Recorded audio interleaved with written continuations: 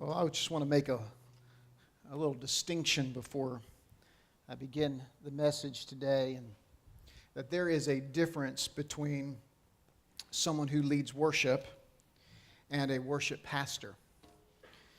And I am thankful that at Gateway, Pastor Michael is a worship pastor and not just a worship leader.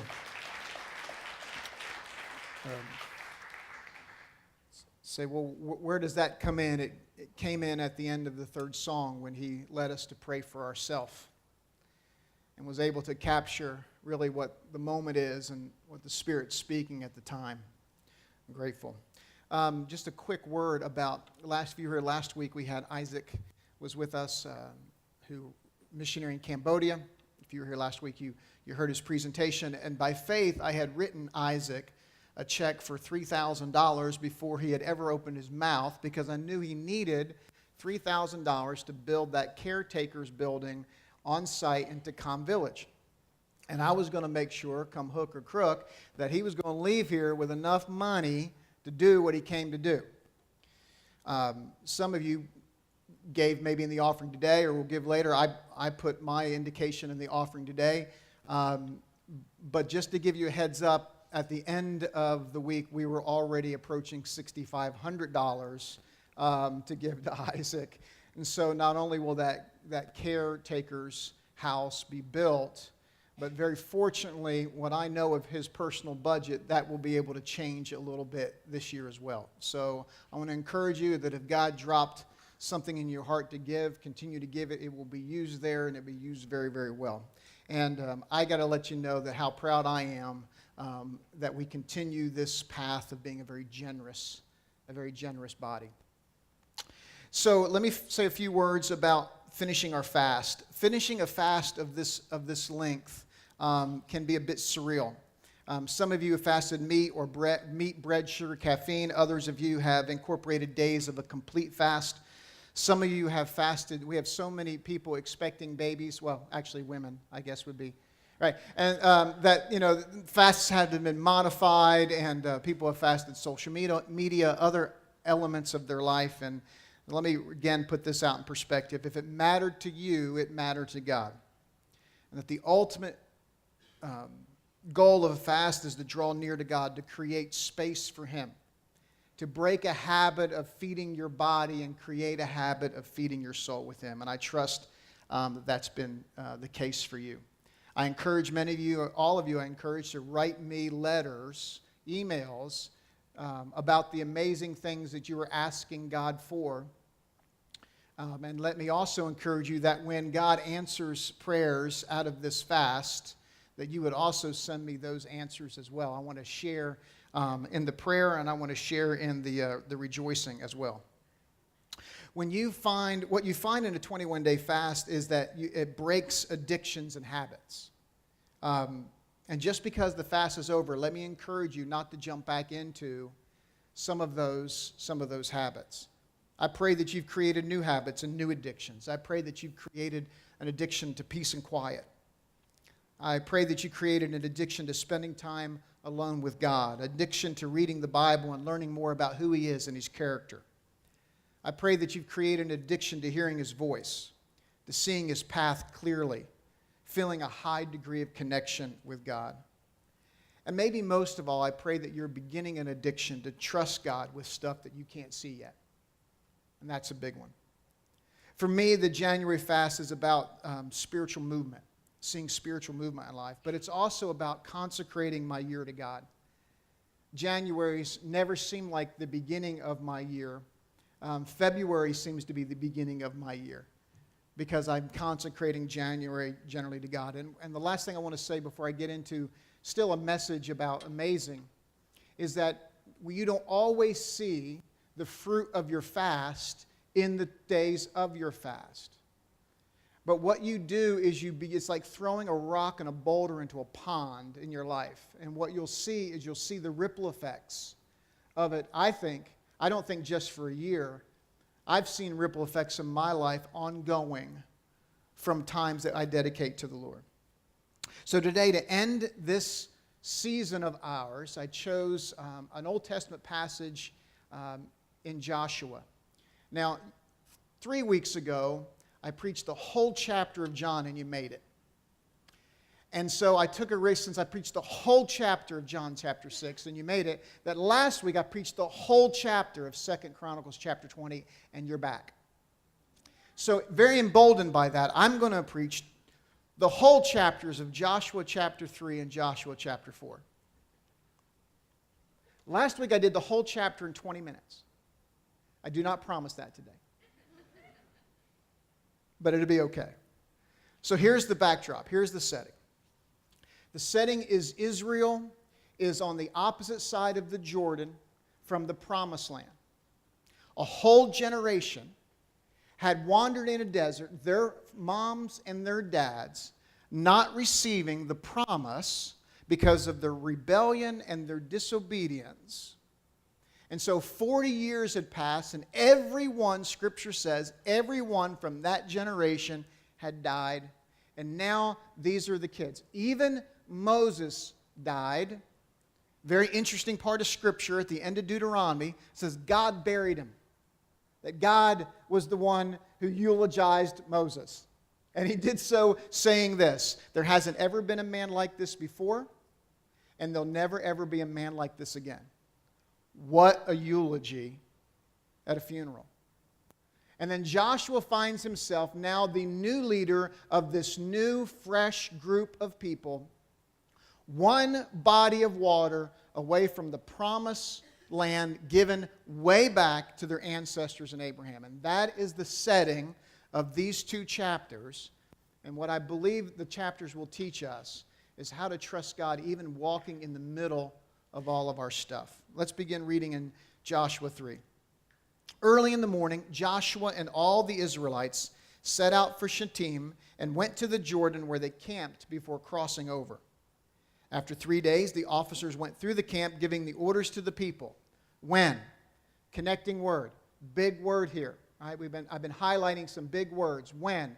All right, it's a moment of time. When you see the Ark of the Covenant of the Lord your God and the Levitical priests carrying it, you are to move out from your positions and follow it.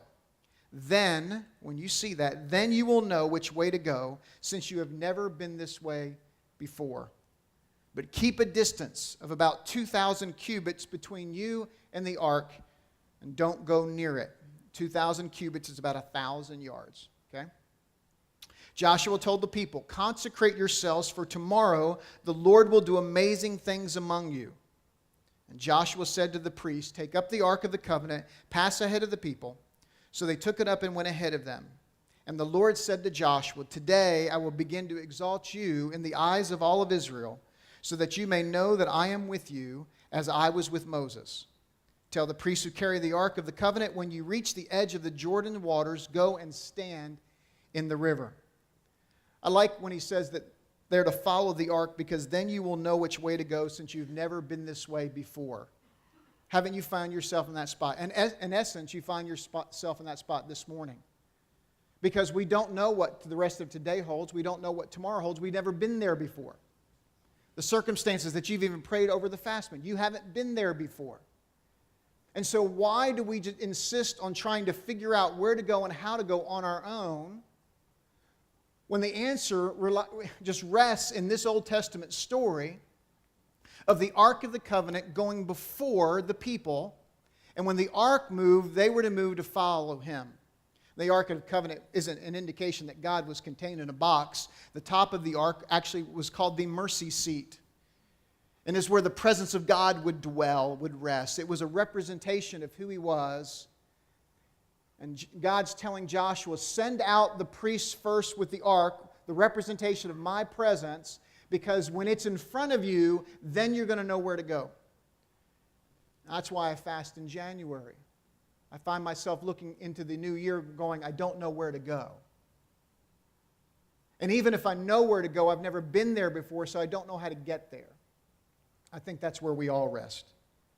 Now, for the sake of comparison, 40 years prior, and their parents and Moses and Joshua is there, there's a Red Sea. With the Red Sea, Moses goes to the back to the cliff, so to speak, and he raises his arms at the banks of the Red Sea, and he commands the Red Sea to part. Well, in that, Scripture says that the winds began to blow. So it didn't part immediately. Overnight, the winds began to blow, and there in the morning, what they saw was 2 piles of heap of water, and they walked over on dry ground. That's different than how this is going on now. The Red Sea then looked like it spelled their death. That very body of water was going to be the end of them because the Egyptian army had them pinned between them and the river. And so since they were pinned, then that sea became their coffin, they thought. But isn't it ironic that the thing they thought was going to cause their death actually was the cause of their deliverance? You need to hang on to that. Because it's that very sea that caused them the most trepidation, was the sea that wipes out the Egyptian army, shows all of the world of the strength of Yahweh, that He would defeat the most powerful army ever to have existed. We have a tendency to look at the things that are causing us the most pain, and we see them as the enemy, and many times it is the very thing God uses to resurrect ourselves. So at this time, this Jordan River was at flood stage. Now, a flood stage river is not only wider and deeper, but it's also more swift. Now, if anybody in the United States would understand floods, Nashville should understand a flood. I remember just weeks before the flood, we had guests in the town, and we took Annie and their daughter down to the banks of the Cumberland, and there is this stone-like pillar with, I don't know if any of you have seen it, but when you walk down to the river, and then to the left, there's a stone pillar, and it has foot marks all the way up. And I think it's kind of like, 25 or 28, which is where you stand. And then it goes up to like 52. And we took a picture of the girl standing next to that. And then weeks later, you can't even see the pillar. Does anyone remember the TV newscast with the trailer, the school trailer floating down the interstate? Y'all remember that? All right, so flood waters, you're told not even to try to drive through them or walk into them because of the force by which they're flowing. But yet, God's instructions at flood stage was go tell the priests carrying the ark to go stand in the river. All right, stand in the very thing that seems to be the most dangerous to us thing. To me, it's a reminder that God goes before us, God goes with us, and we'll even discover near the end of this chapter that He also has our back all at the same time. All right, let's keep reading. Joshua said to the Israelites, "Come here and listen to the words of the Lord your God." So God downloads them to Joshua. Joshua calls the people together. He downloads them to the people. "This is how you will know that the living God is among you, and that He will certainly drive out before you the Canaanites, Hittites, Hivites, Perizzites, Girgashites, Amorites, and Jebusites. See, the ark of the covenant of the Lord of all the earth will go into the Jordan ahead of you. Now then, choose 12 men from the tribes of Israel, one from each tribe. And as soon as the priests who carry the ark of the Lord of all the earth, set foot in the Jordan, its waters flowing downstream will be cut off and will stand up in a heap." In sports vernacular, this is called calling your shot. Oh, come on, wake up and laugh at me a little bit. That's a good line. He's going ahead and telling them what's going to happen, what God's going to do beforehand. Why do you do something like that? To show that it's not an accident. Right? That this is going to happen. Not only is this going to happen, I'm going to tell you it's going to happen ahead of time, so when it happens, you know that I've said it was going to happen ahead of time. See, don't forget that miracles and amazing, these are things that point to other things. They stand alone, yes. But they point to things much greater. And Joshua's trying to illustrate that this is going to point to them something far greater than another body of water parting in front of them. So when the people broke camp to cross the Jordan, the priests carrying the Ark of the Covenant went ahead of them. Now the Jordan is at flood stage, all during harvest. Yet as soon as the priests who carried the ark reached the Jordan and their feet touched the water's edge, the water from upstream stopped flowing. It piled up in a heap a great distance away at a town called Adam in the vicinity of Zarethan, while the water flowing down to the Sea of Arabah, that is the Dead Sea, was completely cut off. So the people crossed over opposite Jericho.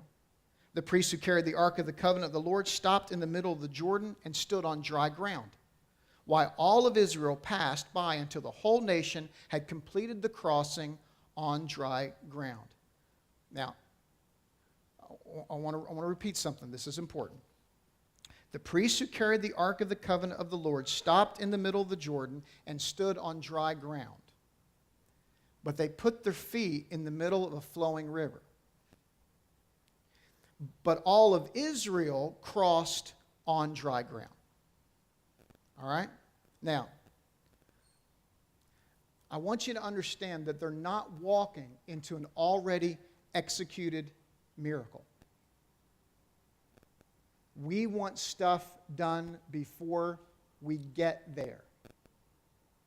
We want God to take care of things so that we don't have to face it or deal with it. Just like in 2 Chronicles, they were walking towards where the nations were going to come to fight. And as they walked, God began striking these armies, but God wanted them face to face so that they could see all of what God had done. And so in this miracle, they were not walking into an already executed miracle. It's easy to think you walk out of a 21-day fast or even a time that you pray in your bedroom or something and you come out and you want stuff done.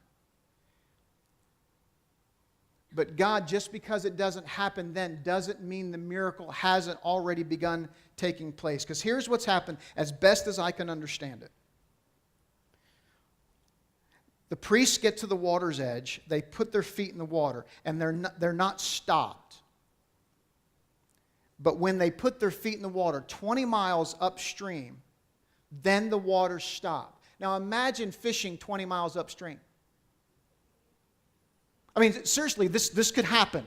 20 miles upstream. Doesn't everybody look at water? Anytime you're around water, you got to look at water, don't you? So you're like going to the ocean. You go to the ocean, you want an ocean scene. You want to watch the water. You go to the lake, you want to look at the lake. So people are looking at the water, and all of a sudden, 20 miles upriver, for some unknown reason, here comes this wall of water. Shocking. I would love to interview some people back at the town of Adam.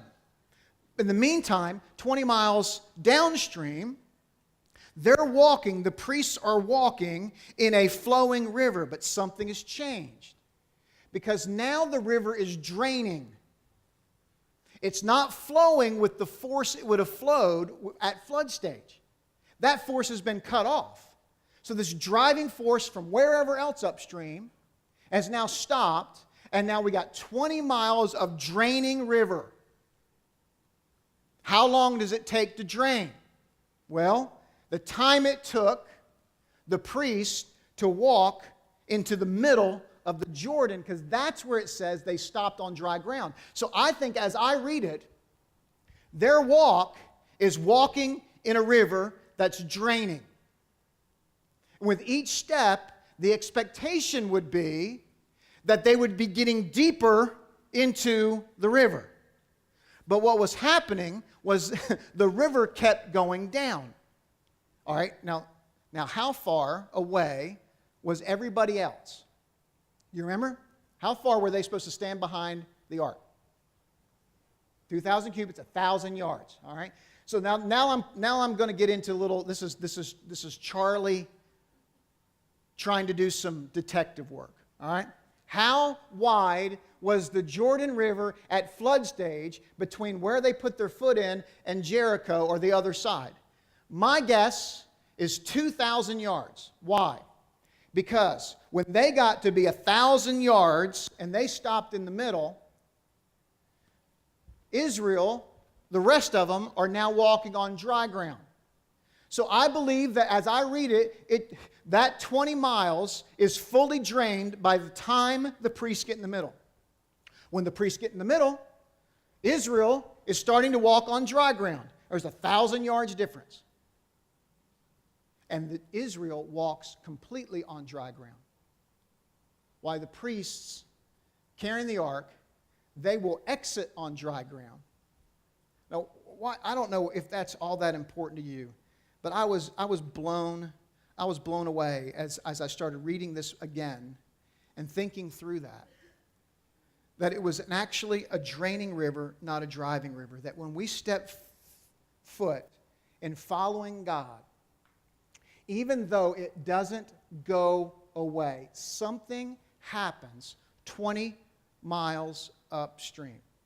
Stuff that I couldn't have ever moved, something I couldn't have ever orchestrated, something I could have never changed, but it changes. Someone came up to me right before service and said, "Pastor, I've been praying for my daughter, and something this week," they called, "and something has changed." And it wasn't through a bunch of conversations in the last 21 days to try to get circumstances to change. But something amazing happens when we pray or when we fast and we begin still walking this thing out. It's amazing that the force of what you're walking into can change, and the depth of it starts to change. Think about the faith of the Israel following the ark. I mean, if I'm first in line, I've heard the stories of the Red Sea, and I'm kind of wondering why God isn't going to do it that way here. Why do I have to keep walking towards a river that's still flowing? And then I start watching the priests in front of me as they start wading out into the river.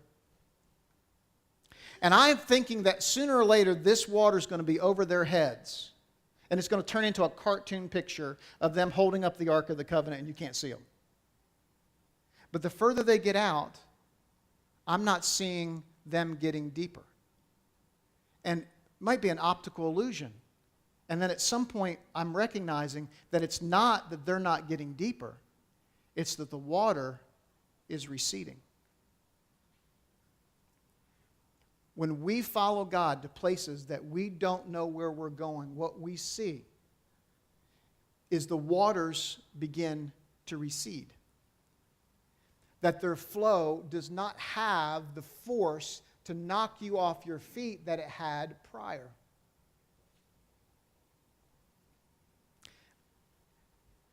Their fathers and their mothers did not have a chance to enjoy the miracle of the Red Sea parting. Right? Think about it. How cool would that have been to walk looking at water standing up over here and water standing up over here? I mean, that would have been, isn't it amazing, right? But they were being chased, so it kind of ruined the effect.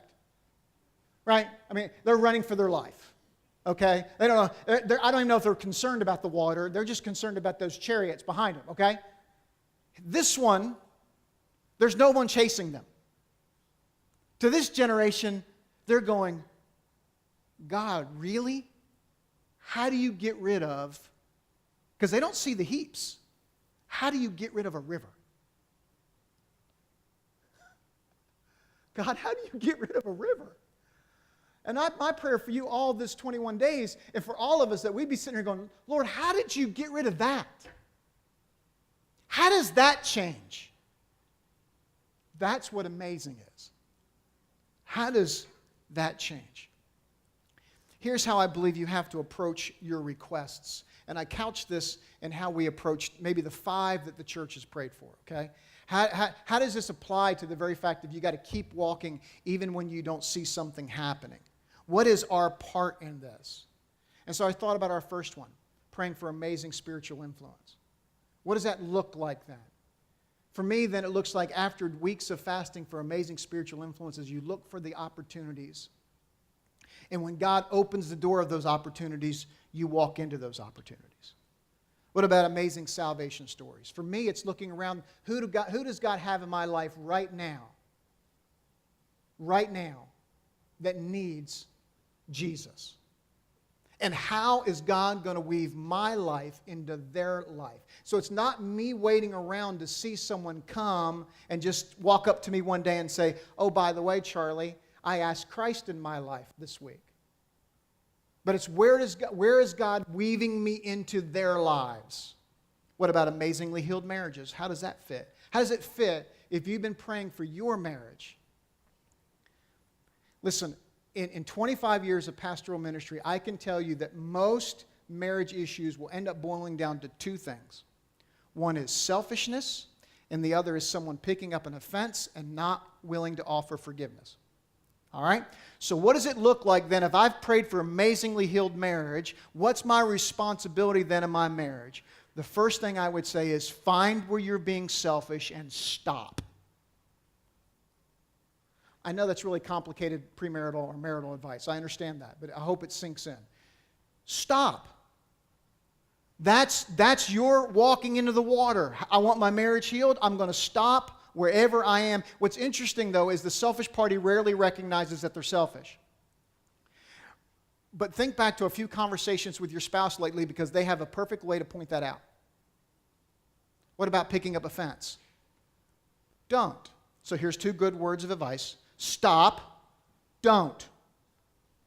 Forgive. I am sure your spouse has done something worthy of your anger. Forgive them. Well, how's that going to change anything? Because once you begin forgiving and not picking up offense, and once one party stops being selfish, it's amazing how this marriage will start to heal. It's amazing how your heart will begin to heal. What about amazing church development? How does that work? Well, for me, if I'm praying for our church to have amazing church development, then it means that I'm going to do something about being in a small group.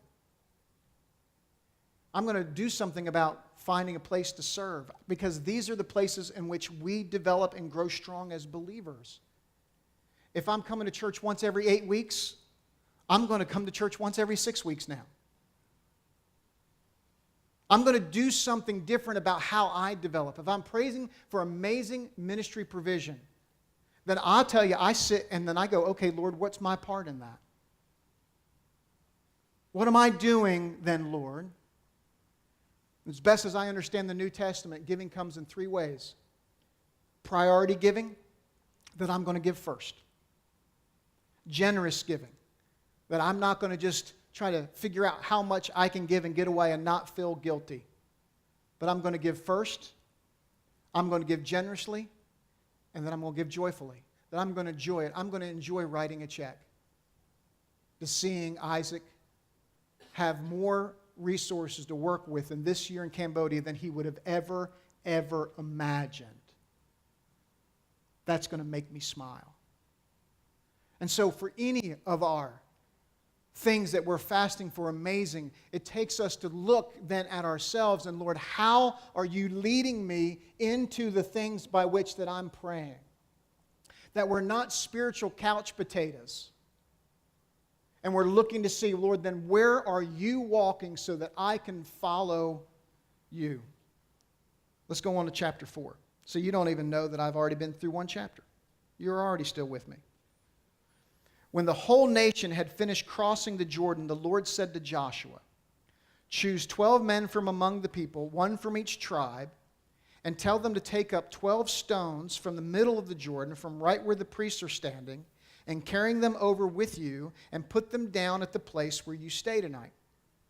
So Joshua called together the 12 men he had appointed from the Israelites, one from each tribe. And he said to them, "Go over before the ark of the Lord your God into the middle of the Jordan. Each of you is to take up a stone on his shoulder." Okay, translation, heavy stone. All right, they're picking up pebbles. All right, according to the number of tribes of the Israelites, to serve as a sign. We know signs are miracles.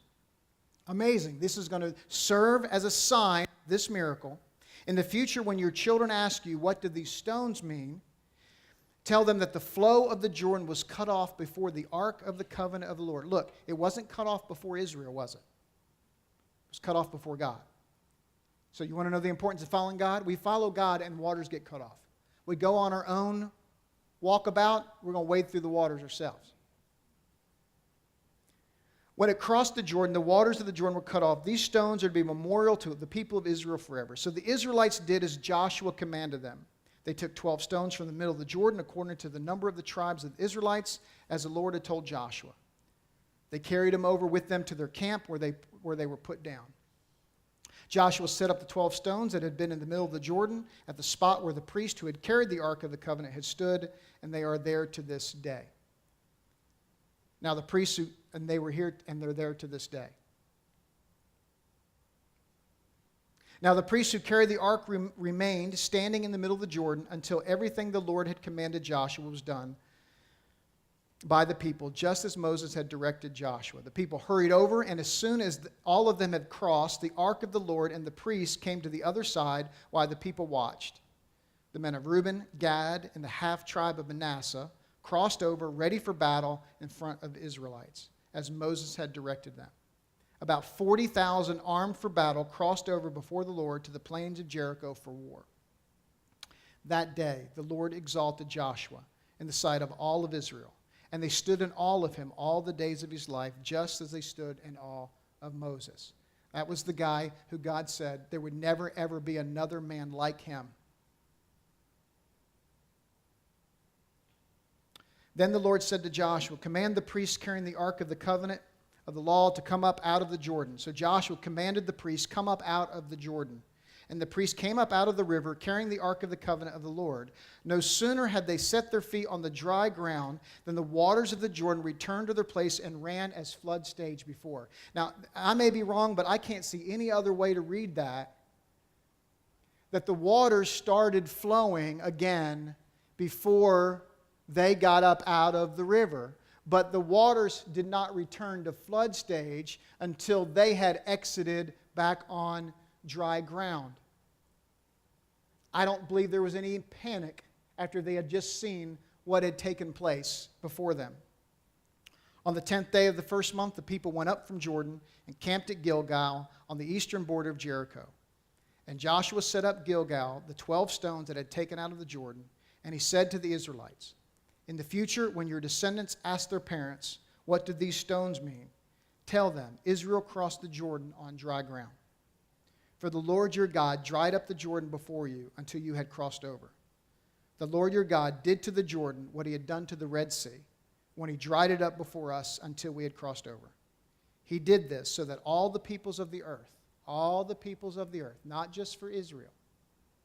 See, we have a tendency to believe that what's going on in our life is just for us. But there's generational things that happen when God does amazing things in your life. He did this so that all the people of the earth might know that the hand of the Lord is powerful, and so that you might always fear the Lord, your God. Now, there is something that the NIV misses from the Hebrew, and that is there were 2 altars built. When you read it out of the King James, it makes it clearer. But the editors of the NIV, for some reason, thought that it was just one event. But the best indications there were 2 altars built. Altar number 1 was built where the priest stood in the middle of the river, so that when the river was not in harvest and at flood stage, that this altar would be seen. Then they built another altar. I'll get to that in 1 second. Why would there be an altar? Why would God instruct an altar to be built in the middle of a river? I think for the same reasons that Israel looked at the Red Sea first as a thing that was going to defeat them, and it ended up being their deliverance. That we understand that what you walk through is it's not something that's going to destroy you. It's not something that's going to take you out, but it's the address of a miracle. And I think that if we would see the things what we walk through, the hardness of our life, the difficulties that we have to face, the things we don't think will ever move or change, that when we build an altar in the middle of that, committing ourselves to follow God, that becomes the address of a miracle, not the thing that's going to take you out. That if we stop seeing it as the thing that's the most fearful thing in our life, the thing that we can't change and can't move, and we build an altar, if you have the ability to build an altar and worship in the middle of something, you will see God move. Can you imagine every season, not at flood stage, standing in the Jordan River? You talking about a conversation starter? What is that pile of rocks doing in the middle of the Jordan? Oh, I was here I live down the corner. Let me tell you what happened and what those altars mark. Four reasons for an altar. One is to trigger a remembering in the life of the storyteller. An altar reminds us of God's work. An altar prompts the retelling of the story. It's like a show and tell. Do you like show and tell? I loved show and tell. I made Annie the queen of show and tell growing up, because when she was little and started growing up in show and tell years, I was traveling every about 30 days. I was in another country. So I was bringing back the coolest stuff, and I was giving her to take to show and tell. She just was the champion, and it was all because of me. The third reason of an altar is to inform the listener of God's power in history, to give them confidence in God's power in the present, and God's power in the future. And it's to serve as a faith platform to trust God in the middle. What about at flood stage? What about when it disappeared at flood stage? What would that say? The same people are telling the same story. You can't see it right now, but it was right now when you couldn't see it, and it was flowing this fast and this wide. That's when God did this. It still tells the story. And then the other thing I think this one shows you, the second altar. The second altar would have been built at Gilgal. Gilgal would be their base of operations for walking into Jericho and the other 9 cities that's documented that they would have taken in achieving the gift of the promised land. The word Gilgal, come on up, Michael. The word Gilgal means circle. So it's believed then the altar would have been made then in a circle. And what struck me is that they're standing there. They're standing there and their life has come full circle. That their ancestors weren't at that spot because they wouldn't trust and follow God. And 40 years later, their sons and their daughters were standing on the opposite side of the Jordan because they trusted and they followed God. And that altar was an indication that they were willing to come and they had come full circle. And it brings me to today, then at the end of our fast now, have you come full circle? See, to me, the 2 altars are significant. The one altar is an altar that's built when the thing's not finished. And a willingness to worship, and a willingness to stand believing that God goes before, God goes with, God goes behind. The other altar is an altar that they've received this promise. Now look, the miracle here is the river, not the giving of the promised land. The miracle was the removal of the obstacle between them and what God had promised them. And now they sit there, and this miracle is pointing to something greater. Miracles in your life always point to something greater. They of themselves is something to remember, but what we remember isn't that action happened. The memory is what God did out of His promises and what He continues to do. This morning, I want you to build an altar. I want this morning to be a time, whether or not it's something has come full circle, and you acknowledge the fact that God has brought something full circle, or you are willing to build an altar in the middle of what you're walking through, the middle of what you've prayed and fasted for. And you're going to build an altar to believe that God has already changed the flow of the water. Listen, there is significance of when they put their feet in the water that the flow started changing. And I want so dramatically in your life today that when you leave today's service, if you're watching on the live stream or in the archive, that today is your foot in the water, and then the water around you starts draining and doesn't start flowing at the same force it was before you decided to follow God in it. So in essence, there's 3 things, isn't there? There's a determination to put your feet in the water. There's a determination to build an altar in the middle of. And there's an acknowledgement that God is bringing something full circle. And give you an idea of a couple altars in my life. So because you didn't see any masons here today to build stuff, right? So here's 2 altars in my life. This one is a letter. This is a letter dated December 18th, 1968. It was a letter given to my mom by a missionary in Italy where I had given a 50-cent offering to that missionary in 1968, a Christmas offering. So I was about to turn 5. Okay, and in this letter, the missionary says this: "Thank you, dear, for the 50 cents that you saved to give us for Christmas. We really appreciate this so very much. You made us feel your warm feeling towards missions. This amount goes a long way to encouraging the missionaries in the work of God.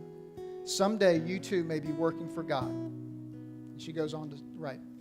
Now, my mom did not give me this letter to Christmas 1996. All right, so to put that in perspective, I'd already finished a 4-year degree at Lee University. I'd finished a 3-year master's degree, and I'd already served 9 years in youth ministry.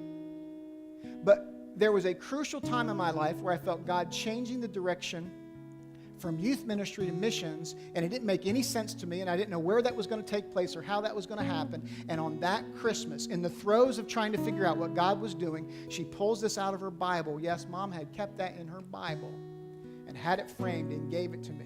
And it became an altar in my life that I was still following God, even though it was a new place and I had no idea how to do it. And today, and since that day, it's been framed and on an office shelf wherever I've had an office. It's an altar for me. So it's whenever something gets new or hard, I look back at the altar and it triggers the telling of a story, and I go, okay. Here was the next one. Because when we came here to plant Gateway, it was just such a dramatic move. And you've heard the story before, and I said, Lord, you're going to need to light up the destination that we're going to like a runway, because we don't want to make a mistake. And when we really felt like God had said the Nashville area, I told my father. My father had gone through open heart surgery, 5 bypasses a year before. His kidneys had failed. He was on 3-day dialysis. He was living 2 blocks from our house. It was the best scenario you could think of taking care of an aging dad, a dad that had lived in in one little town for 30 years and then moved, and then his wife dies. The man was not wanting to go anywhere. And when I tell him about Nashville, and I asked, Dad, how do you drive from here to visit your sisters? And he tells me to go to his car and get his atlas. I should have taken a picture of this. And then, so George is down here, and on the Georgia page, he has a yellow highlighter that goes all the way through the heart of Nashville to go see his sisters, who he had not been connected with for such a long time. And I said, Dad, how would you like to move near your sisters? And he lit up like a Christmas tree. And this has become another altar in my life. That through the hard process of beginning a new church, that I could open up an atlas. Talking about following God, he even gave me a map. That's how dense I am, okay? I'm that dense that he needed to actually hand me directions of how to get here. And I can look at it and say, that's another altar. Where's your altar? I can go on and on. I can go to the white pew of peeling paint in Malaga, New Jersey at the age of 8, looking out the back, watching swings go in the breeze, and that's where I gave my heart to Christ. I can go as a sophomore in high school. I can go to the University of Pennsylvania sports medicine in a hospital room with my knee all jacked up, where I finally said, God, okay, I'll go where you want me to go. I'll do what you want me to do. And that led to me accepting a call to ministry. I have those altars in my life. I want you to, in the remaining moments we have in this service, I want you to build an altar today. Now, that might mean up here. You might kneel up here and you might make certain decisions. You might make certain faith proclamations. You might draw a line in the sand and say, I'm not going to go back there anymore. I don't know what today should hold for you. But let it be a day that you have built an altar of remembrance.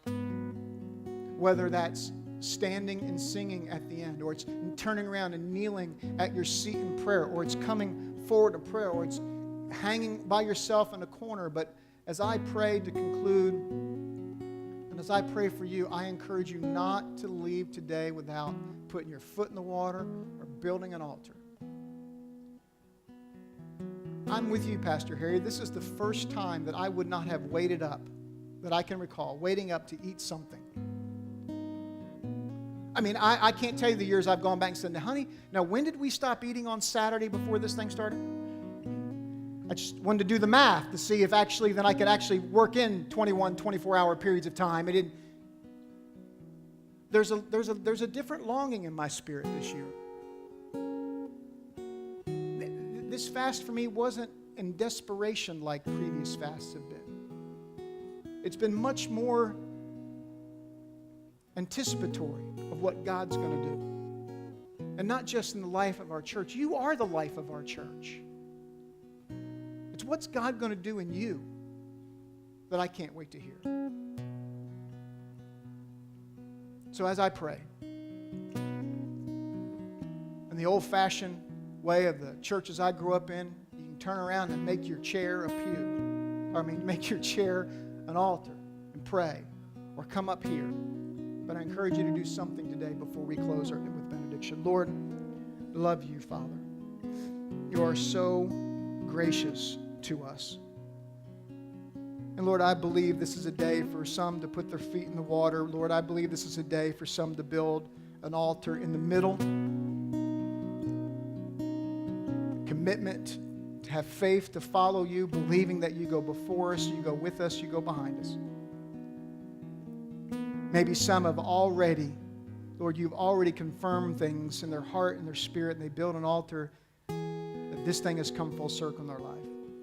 But Lord, let this be a day of remembrance. February 1st, 2015, let this be a day and time of remembrance in your name. Amen. I encourage you to find an altar. I won't be shaken. I won't be moved.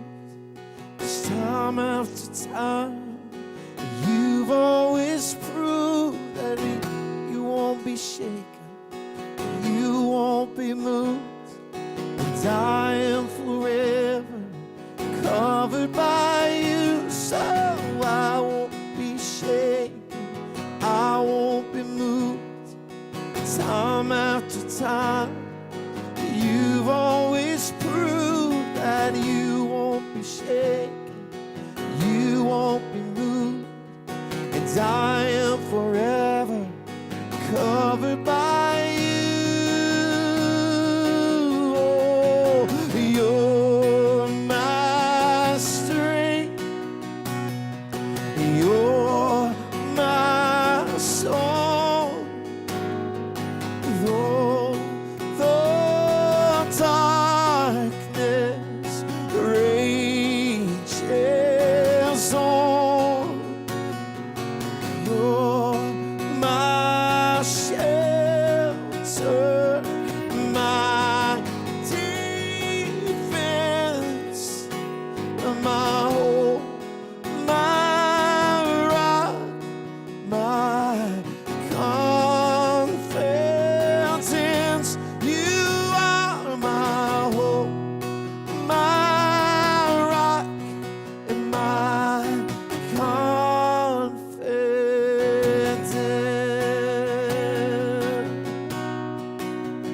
Yes, you are, Lord. Yes, you are, Lord. You are. And only you would choose to make yourself a prisoner of the grave. And only you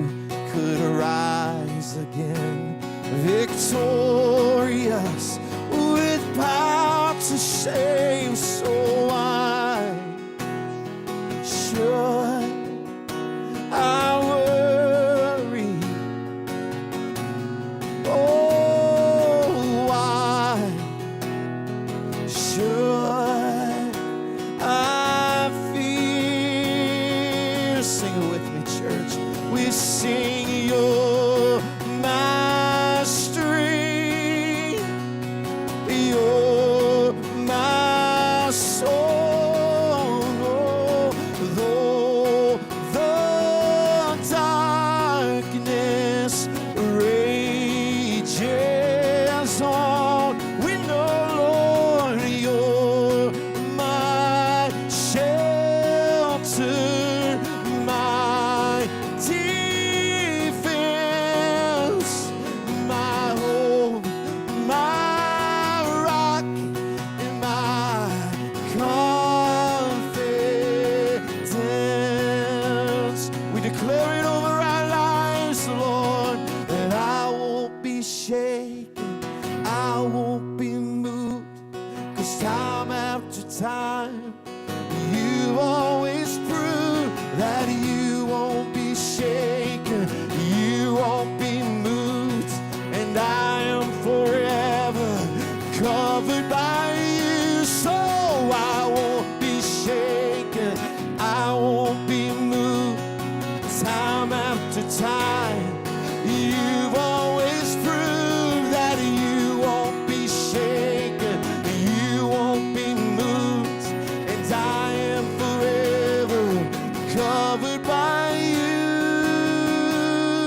You're my strength, you're my strength, you're my song. Oh, oh, the darkness rages on, I'll just say, you're my shelter, my defense, my hope, my rock, my confidence.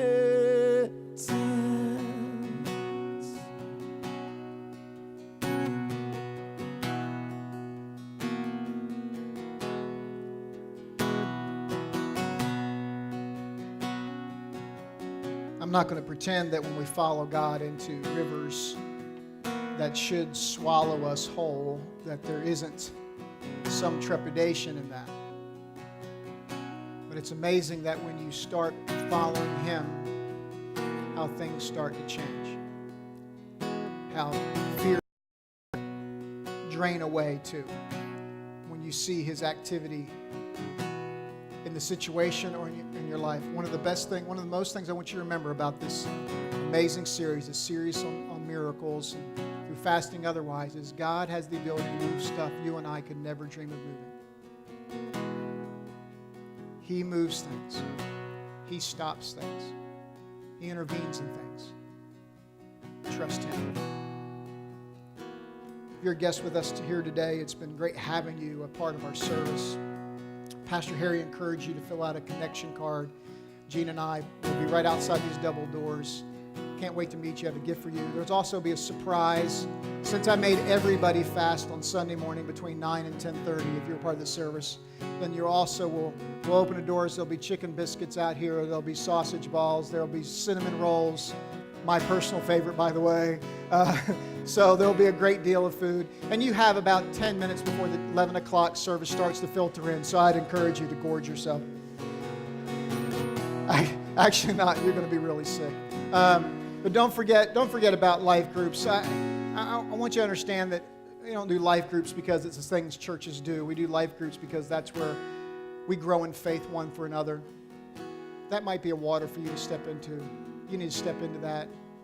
The Valentine's thing, what a great opportunity to meet somebody new and have a great time and enjoy conversation and fun. I encourage you to do that. Pastor Craig last week said, where else can you get food and free childcare for $10? So, there you go. This has been the benediction. I've read this scripture every week in the month of January. I'm going to read it. I don't know if I'll read it again as a benediction, but the key to hold on to is in the last few verses. As Paul is writing to the church at Ephesus, he says, for this reason I kneel before the Father, from whom this whole family in heaven and earth derives its name. I pray that out of His glorious riches He may strengthen you with power through His Spirit in your inner being, so that Christ may dwell in your hearts through faith. And I pray that you, being rooted and established in love, may have power together with all the saints to grasp how wide and long and high and deep is the love of Christ, and to know that this love surpasses all knowledge, that you may be filled to the measure of the fullness of God. May you be filled to the fullness of the measure of God. Now to Him who is able to do immeasurably more than all we ask or imagine, according to His power that is at work within us. To Him be glory in the church and in Christ Jesus throughout all generations, forever and ever. Amen. God bless you. Enjoy your Sunday afternoon.